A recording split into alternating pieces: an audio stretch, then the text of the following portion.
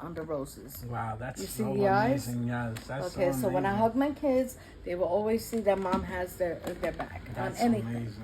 So, but with my son, he gave me challenges around 12, 13 years old. And from 13 to 18, me and my son would go toe to toe. And I mean, and I didn't raise him in the ghetto. I raised him upstate.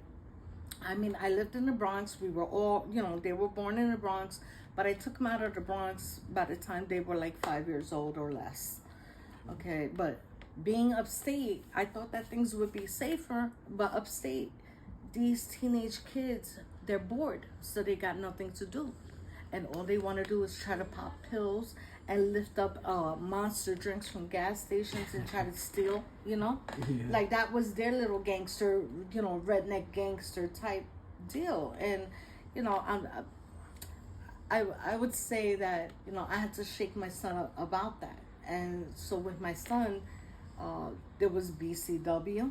Wow. Bureau Child That was Welfare. before ACS. Yeah. Now it used to be but called BCW. BCW was after my son, even for a charge called attempted murder. All right. Wow. And that was because my son took a knife and he tried to stab his uncle, my brother. Wow. And so, like, I had to grab the knife, throw the knife, and I called 911. But I thought nothing of it. I figured, okay, we're Puerto Ricans, no doubt. We can handle this, Sometimes we get a little spicy on arguments or whatever. Us Puerto Ricans got a little So, crazy. but the thing was, it's not my mistake about reaching out to 911.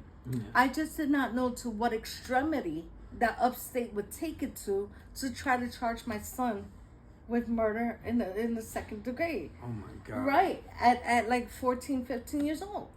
Wow. And then even though my brother wasn't going to press charges, the state took over because it was menacing with a deadly weapon. Wow. Right. So I was going to lose my son completely. So can I ask you a question? Yeah. So, being that you went through that process, what I went the through state all did? of that legal stuff. Yeah. I testified for 3 hours to keep my son. Wow. Yeah, and my brother did not press charges, but the state wanted to try to pursue stuff, and I beat a code because I remember the judge's name, Judge Becker. I beat a 1025, Wow.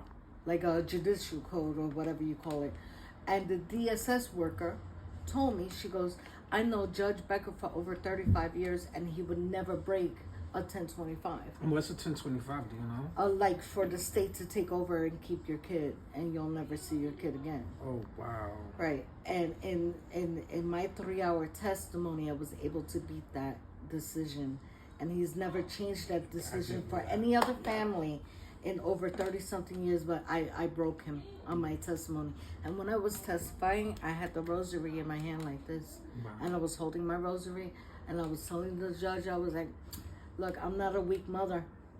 I said, I'm going to fix my son, And now to this day, my son is good. He's 29 years old. 29 years old, independent, no criminal records. That was like when he had a juvie, like little scratch of a juvie record, but that juvie record got erased after he passed a certain age. So his everything is sponged.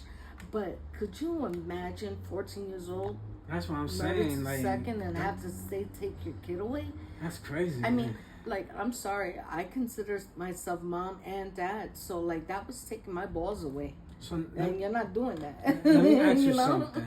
Now, I'd be damned if somebody tried to take one child away from me. I that agree. I'm Like mine. that's crazy. Now, you say you consider yourself both mom and dad. Yep. So